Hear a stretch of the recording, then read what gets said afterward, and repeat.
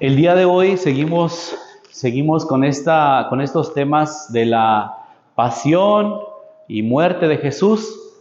El último tema que vimos era el sepulcro, la tumba de Jesús, donde lo pusieron. Vimos algunas características, tradiciones, cómo se acostumbraba a enterrar, el día que lo enterraron, todo esto. Hoy quiero enfocarme en el sepulcro vacío. Es decir, ¿qué pasó después con el tema de la resurrección? Entonces, vamos a hacer una lectura paralela de los evangelios sinópticos de Marcos, de Mateo y de Lucas, para ver los detalles que cada uno de ellos resalta en este tema. Pero hagamos la lectura de Marcos, que para muchos es la parte con la que termina el evangelio. Este es como la conclusión de este evangelio, el capítulo 16, y luego se añadieron unos versículos que es como un resumen de las apariciones de Jesús a partir del versículo 9. Entonces, para muchos este es uno de los finales del evangelio de Marcos. Vamos a leerlo. Está en el capítulo 16, versículos del 1 al 8. Dice: pasado el sábado, María Magdalena, María la de Santiago y Salomé compraron perfumes para ir a ungir el cuerpo de Jesús. Muy temprano, el primer día de la semana, ellas fueron al sepulcro antes de que saliera el sol. Mientras caminaban, se decían entre sí: ¿quién nos moverá la piedra de la entrada del sepulcro?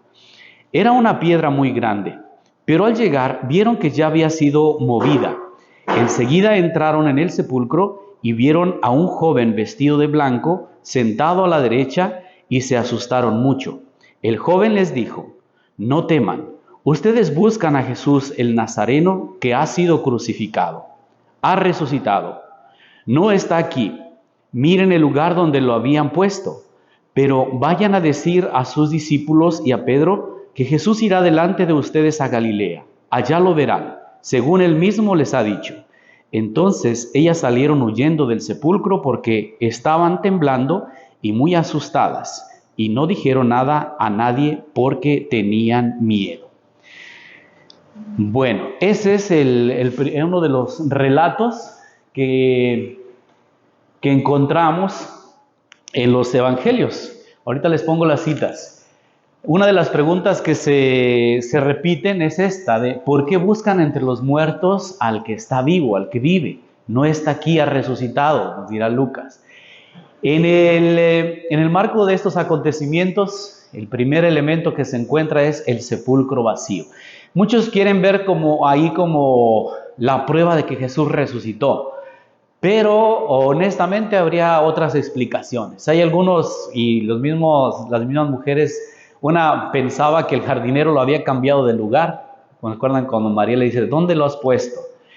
Otros pues hablan de un robo, que mientras los guardias estaban dormidos, vinieron en la noche los discípulos y se lo llevaron, ahí en el evangelio de Juan. Entonces, puede ser un argumento para la resurrección, pero pues no es un elemento así tan determinante. Vamos a seguir viendo. Parece un signo esencial, pero así lo fue para los discípulos, sobre todo en el relato de Juan. ¿Se acuerdan aquella carrera que se echa Pedro y Juan hacia el sepulcro? Y que llega primero uno y que entró y vio. Y luego llegó el otro y ya entró, y también se convencieron cuando vieron las vendas, sobre todo el sudario, la sábana que lo envolvía, dice que estaba tirada. Pero el sudario, el que envolvía su cabeza, dice que estaba doblado aparte, en un sitio aparte. Entonces, ahí eso habla de que se despertó, se levantó, se quitó ese sudario, esas vendas que tenía en la cabeza, y se fue.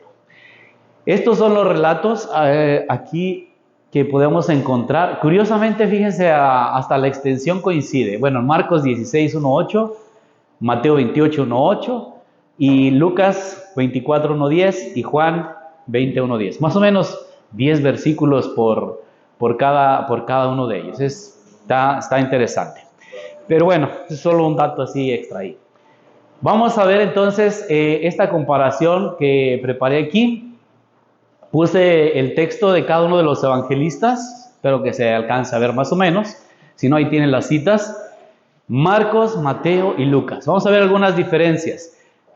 Es muy interesante cuando queramos entender un texto. Por supuesto hay unos pasos que se aplican en la hermenéutica, en la interpretación de los textos, que, bueno, por ejemplo, hay que distinguir bien los segmentos.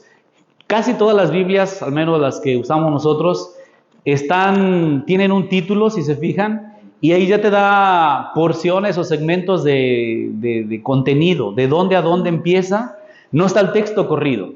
Si no hubiera estos títulos aquí en negrito, si no hubiera un título ahí que te dice institución de la Eucaristía, la fidelidad de Jesús hacia los suyos, Pedro cae en la tentación, etcétera, el sepulcro vacío, la historia no terminó, etcétera.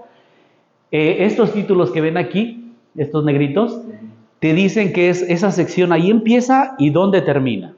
Eso es bien importante, dónde empieza y dónde termina.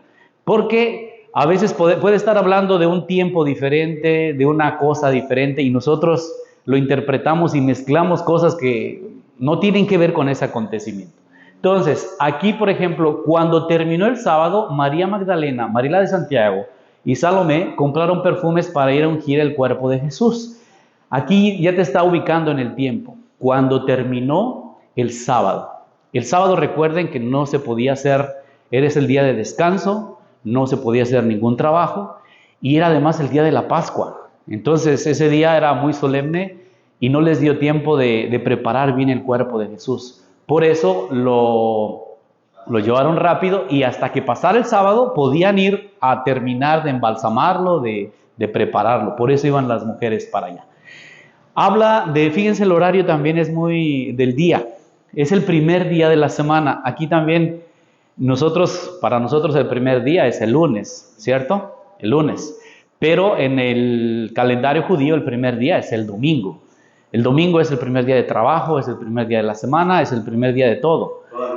Todavía, hasta el día de hoy. Para nosotros cambió precisamente por este acontecimiento, por la resurrección de Jesús. Por eso es el día del Señor, el día que Cristo resucitó, el primer día de la semana, y por eso le damos ese respeto, esa devoción, esa atención al domingo, al primer día como hoy. Entonces, muy temprano, el primer día después del sábado, ellas fueron al sepulcro antes que saliera el sol. ¿Qué nos dice Mateo? Después del sábado, eso coincide, al amanecer también coincide, el primer día de la semana también coincide, y ya se apagó. Es que lo tengo ahí está. Habla de María Magdalena y otra María vinieron a ver el sepulcro. Aquí nos habla María Magdalena, María la de Santiago y Salomé compraron perfumes. Entonces, ahí van las mujeres. Y Lucas nos dice también, el primer día de la semana, muy temprano, vinieron las mujeres al sepulcro trayendo los aromas que habían preparado. Entonces ahí se complementa un poquito. No menciona los nombres de María, sí menciona a las mujeres, y dice Lucas los aromas que habían preparado. Así, perfumes, aceites, cosas que querían terminar de ungir el cuerpo de Jesús. Entonces hay coincidencias ahí y hay datos que se complementan también que nos ayudan a entender. Siguiente segmento, esa es otra forma. Dentro ya de que identificamos un trocito de lo que vamos a hablar, del acontecimiento que narra, podemos hacer esas subdivisiones para identificar ahí como esos detalles. Aquí es quiénes fueron, a qué horas fueron, a dónde fueron. Y en el siguiente segmento, mientras caminaban se decían, ¿quién nos moverá la piedra de la entrada del sepulcro? Era una piedra muy grande, pero al llegar vieron que ya había sido movida. ¿Se acuerdan? Esa piedra, suponemos que era circular para rodarla y tapar, proteger la entrada al sepulcro. Entonces, en Mateo vemos entonces ocurrió, hubo un gran terremoto porque un ángel del Señor bajó del cielo, se acercó, quitó la piedra del sepulcro y se sentó en ella. Su apariencia era como un trueno y su vestimenta blanca como la nieve. Acá no nos dicen quién movió. Hablan incluso de un terremoto y de un ángel que está ahí a la entrada. Está custodiando y que Él es el que ha movido la piedra, un acontecimiento divino. Y Lucas encontraron que la piedra ya había sido removida. Entonces entraron, pero no encontraron el cuerpo del Señor. Aconteció luego que estando ellas perplejas por ello, se pararon junto a ellas 2 hombres con vestiduras resplandecientes. Acá es uno a la entrada, allá son 2, y adentro del sepulcro, dice Lucas. Entonces hay unos detalles ahí diferentes en cada relato, ¿se fijan? Luego aquí, siguiente. En Marcos, apenas van a entrar. Entraron al sepulcro, vieron un joven vestido de blanco sentado a la derecha y se asustaron mucho. También lo vieron adentro. Los guardias temblaron de miedo y se quedaron como muertos, como si hubieran desmayado de la impresión cuando la piedra fue removida. Y allá no nos dice nada, bueno, pero sí nos habla del encuentro con los 2 hombres con vestiduras resplandecientes en Lucas. Hago esto para ver que los evangelios, narrando el mismo hecho, si se fijan, tienen esos pequeños detalles diferentes, que enriquecen, que nos ayudan a entender, pero pues a cada uno le da su propio estilo, su propio interés también en algunos detalles. Ese joven que estaba ahí adentro, no teman, ustedes buscan a Jesús el Nazareno, que ha sido crucificado, ha resucitado. No está aquí, miren el lugar donde lo habían puesto. Dice, no está, resucitó. Pero el ángel le dijo a las mujeres, ustedes no teman, yo sé que buscan a Jesús el crucificado, no está aquí porque ha resucitado conforme lo había predicho. Vengan a ver el lugar donde lo pusieron. Y Lucas, estando ellas atemorizadas y postradas con el rostro a tierra, o sea, entendieron la presencia divina y dice, se postraron. Los hombres les dijeron, ¿por qué buscan entre los muertos al que está vivo? No está aquí porque ha resucitado. Entonces, el gran anuncio de la resurrección que reciben es también un anuncio divino. Así como María en la anunciación recibe el anuncio del ángel que le dice, María, vas a ser madre de Jesús. En este caso también le está diciendo el ángel, el mensajero de Dios, le está diciendo Jesús ha resucitado. Entonces, ¿puede ser el sepulcro vacío suficiente? No. Está el testimonio de esta revelación divina, es el que les está diciendo que ha resucitado. Porque humanamente uno se queda con la idea, se lo robaron, lo cambiaron de lugar o piensan en otras cosas que también lo reportan los evangelios. Pero aquí esta parte es central, que de parte de estos mensajeros divinos les dicen a las mujeres, ha resucitado. Y luego, una vez que ellas se dan cuenta de este acontecimiento, viene lo siguiente, el envío. Ahora, ¿qué hacemos? Vayan a decir a sus discípulos y a Pedro que Jesús se adelantará a ustedes hacia Galilea. Allá lo verán, según él mismo les había dicho. Vayan a Galilea, allá lo verán. Ese es el anuncio que les hacen a las mujeres. Rápido, vayan a decir a sus discípulos que ha resucitado entre los muertos. Él se les adelantará a ustedes a Galilea, allá lo verán. Es lo que tenían que decir. Y Lucas, acuérdense de lo que cuando les habló, cuando estaba todavía en Galilea, diciendo que el Hijo del Hombre debía ser entregado en mano de los hombres pecadores, ser crucificado y al tercer día resucitar. Y ellas se acordaron de sus palabras. Entonces, aquí Lucas es el que complementa, según lo que había sido anunciado, ¿qué les había sido anunciado? La resurrección, que Jesús iba a padecer y al tercer día iba a resucitar. Pero cuando Jesús hacía esos avisos, les dio esa información a sus discípulos, ellos no entendían cuál tercer día, a partir de cuándo, y qué es eso de la resurrección, qué es resucitar, qué va a pasar. Y dice que aquí fue donde ellas entendieron y se acordaron lo que Jesús les había dicho. Ok, seguimos un poquito más adelante.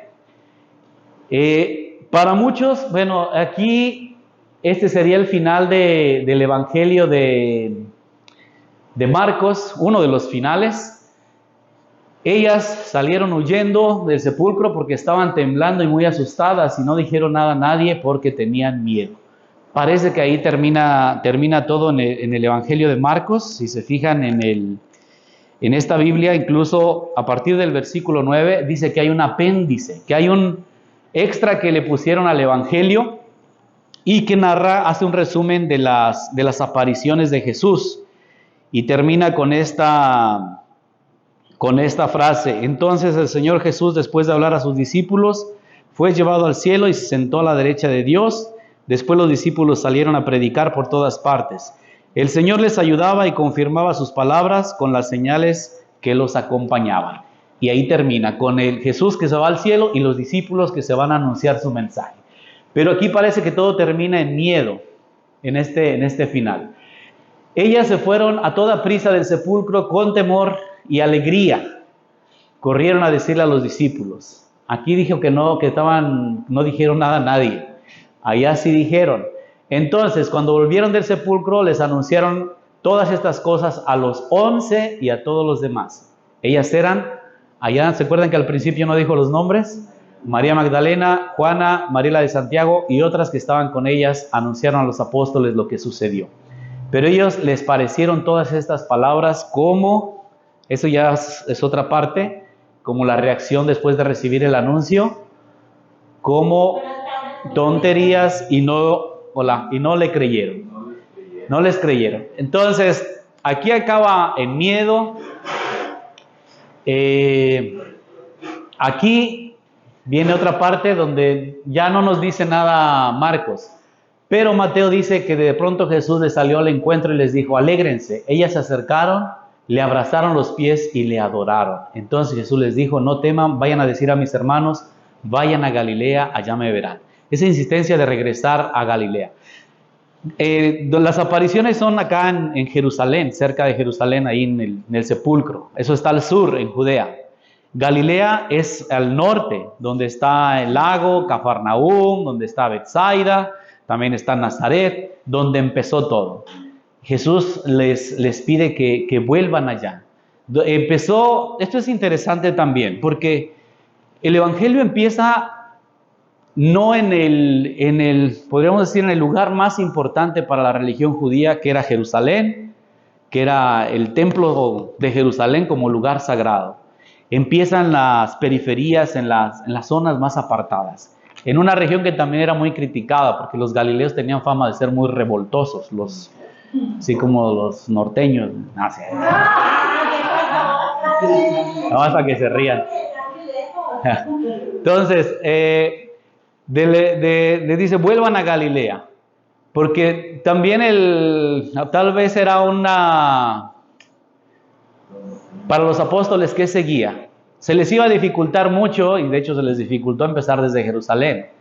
Pero volver a Galilea es volver a donde empezó todo, a recordar lo que Jesús les enseñó. Vuelvan a Galilea, vuelvan a la orilla del lago, donde escucharon el sermón de la montaña, donde recibieron el llamado a ser apóstoles, pescadores de hombres, a donde todo empezó. Sin buscar el poder, la gloria o lo que podrían a lo mejor disfrutar en Jerusalén, que ya vieron que no era tan sencillo. Entonces, volver a Galilea es una parte bonita donde los discípulos tendrán que continuar anunciando ese mensaje. Y allá dice que las mujeres les dijeron a los discípulos, pero les parecieron como que ustedes están inventando, están todavía en shock, están afectadas y no les creyeron. Pero dice, entonces Pedro se levantó y corrió hacia el sepulcro, se inclinó para ver, vio solamente las vendas, luego se fue ensimismado y admirado de lo que había sucedido. Hay otro relato de lo que después de recibir ese anuncio, pero está en Juan, donde Pedro y Juan van juntos, corren, ven la sábana que estaba envuelto Jesús, el sudario, y dicen que ven y creen. Bueno, de todo esto, de toda esta lectura que hicimos, que estamos hablando del sepulcro vacío, para quienes acaban de llegar, ¿es prueba realmente el sepulcro vacío de la resurrección de Jesús? Solo con ver el sepulcro ya ¿Se convencieron de que Jesús había resucitado? No. Es una parte, porque te mueve a decir, bueno, ¿y ahora qué sigue? Pensando un poco en nuestra realidad, ver una tumba, ver las cenizas, ver los ataúdes de una persona muerta, inmediatamente, ¿qué sigue? ¿Qué sigue después de esto? ¿Qué hay para esta persona que vivió aquí con nosotros? ¿Qué hay para nosotros? Entonces, esa es una de las cosas. El sepulcro vacío en sí, para unos puede ser suficiente para creer, para otros no. Y si se fijan, los discípulos no todos creyeron al principio. De aquí viene luego la narración de las apariciones de Jesús.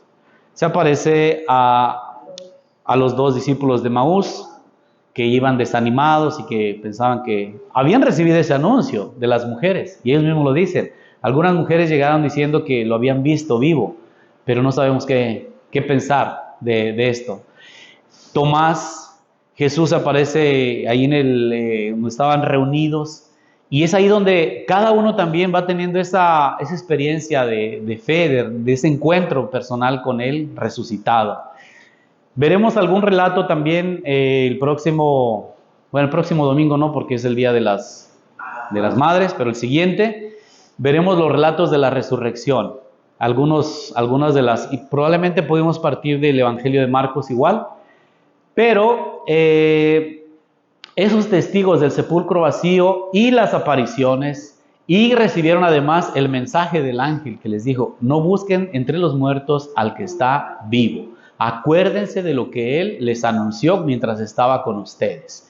Entonces Jesús ya los había preparado. El sepulcro vacío es una parte, pero hay otra parte que se debe complementar en el encuentro con ese Cristo resucitado. Hay una frase muy bonita que Jesús le dice a Tomás. Tomás, dichoso tú porque has creído, porque me has visto, pero dichoso todavía aquellos que sin haberme visto, o sea, como ellos, creen.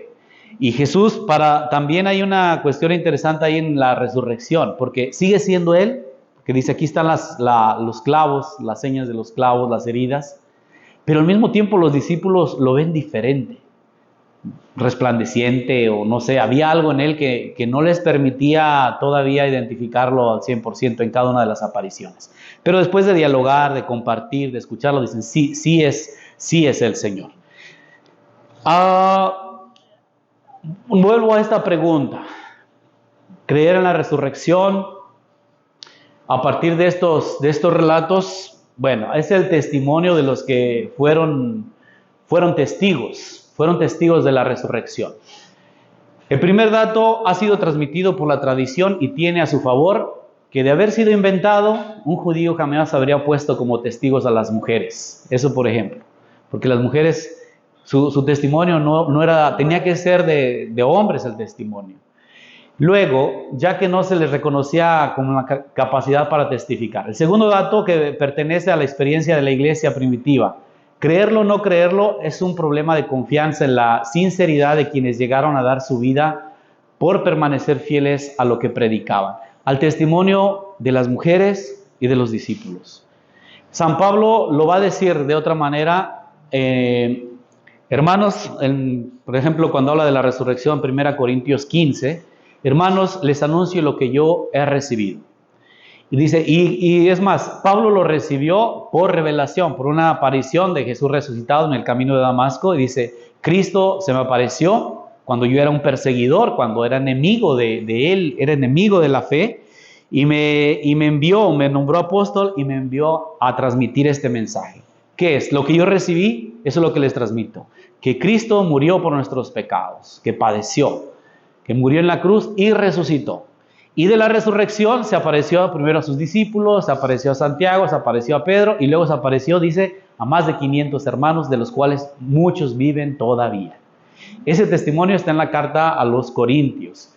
Entonces, es lo que los apóstoles con su vida nos dicen. Es un evento que ellos nos están, de lo que fueron testigos, nos lo van transmitiendo. De todas formas, dado que es un asunto de fe, hay que admitir como un dato de experiencia para que el que cree las razones en contra no crean dudas, y para el que no cree, las razones a favor no le hacen desistir de su postura, es decir, no lo convences, no convences a alguien. Es aquí la pregunta que muchos te pueden hacer, pues demuéstrame que venga alguien que reviva y que me diga que hay... Y hay quienes han, por decir, tenido esa experiencia de, pues no sé si de muerte o casi de muerte. Mucho se habla de esas experiencias de luz, de paz, de, no sé, de una paz, de una tranquilidad, de un sueño profundo que no da miedo. Es decir, si has experimentado alguna vez, quien ha estado en un accidente, en estado de coma, quienes dicen han visto, hay muchos testimonios de esto también. Pero más allá yo siento que y creo que es una cuestión personal. Aquí esas últimas palabras dice, pues los argumentos que son estos. El testimonio de los apóstoles, de los que vieron, de lo que ellos aprendieron y entendieron de su propia experiencia, y confiamos en ese testimonio. Pero la otra parte, así, esas preguntas que nosotros nos hacemos delante de los sepulcros, cuando fallece una persona muy querida, cuando te preguntas por qué, y cuando te preguntas también qué sigue. Entonces el tema de la resurrección, el testimonio está ahí. Creemos, y lo decimos los domingos, creo en la resurrección de la carne, en la resurrección de los muertos. Pero al final de cuentas, esas son unas de las razones que hay, esos son los testimonios, pero la otra parte es tu fe, es tu propia experiencia la que te llevará a creer o no en la resurrección. Y les digo, sí hay testimonios, dejando a un ladito el texto bíblico, de personas que dicen, yo me morí, yo vi, es más, hay quien dice, hablé y me dijo, me encontré con mi papá o alguien muy querido y me dijo que todavía no era mi hora, y entonces que regrésate, y cuando volví desperté, y son experiencias que te marcan, pero pues siempre quedan en una experiencia personal, porque uno también puede decir, pues a lo mejor lo soñaste, o era la anestesia, o fue el golpe, o tantas cosas que puede uno argumentar en contra.